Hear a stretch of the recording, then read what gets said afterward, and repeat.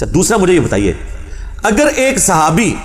بھی کسی کے بارے میں ججمنٹ دے کلمے کے باوجود کہ یہ کافر ہے، اسے مار دے، حضور اس کی ججمنٹ ماننے کے لیے تیار نہیں ہے، تو آپ کی مذہبی جماعتوں کو یہ کیسے حق حاصل ہے کہ کسی کو اسلام میں داخل کرنے یا نکالنے کا سرٹیفکیٹ دیں؟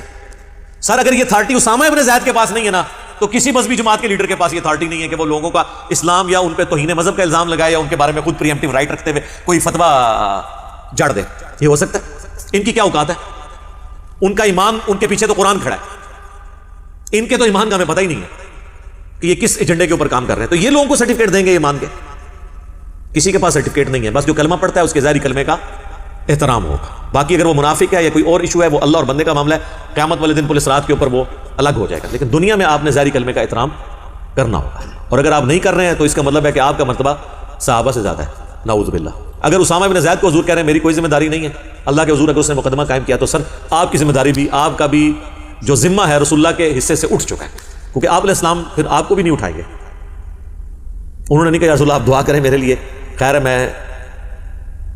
پریشانی ہوگی، کاش میں آج سے پہلے کافر ہوتا تو کلمہ پڑھ کے آج مسلمان ہوتا اور میرا یہ گناہ دھل جاتا۔ سر یہ حدیثیں وہ ہیں جو بخاری مسلم میں صدیوں سے لکھی تھیں، لیکن وہ بخاری مسلم میں ہی لکھی رہ گئی، باہر نہیں نکلی۔ باہر نکلتی تو آج یہ جو قتل و غارت کا بازار گرم کیا ہوا ہے توہین مذہب کے نام کے اوپر، گستاخیوں کے نام کے اوپر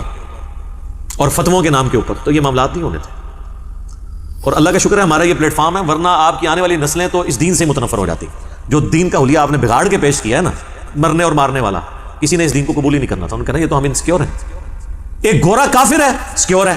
جیسے ہی مسلمان ہوتا ہے انسیکیور ہو گیا، کیونکہ اگر وہ شیعہ ہو گیا تو دیوبندی اور بریلوی اور اہل حدیث کہیں گے اس کو مار دو،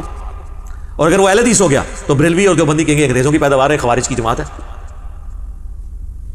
دیوبندی ہو گیا تو بریلوی نے کہنا گستاخ رسول ہے، بریلوی ہو گیا تو باقیوں نے کہنا مشرک ہے۔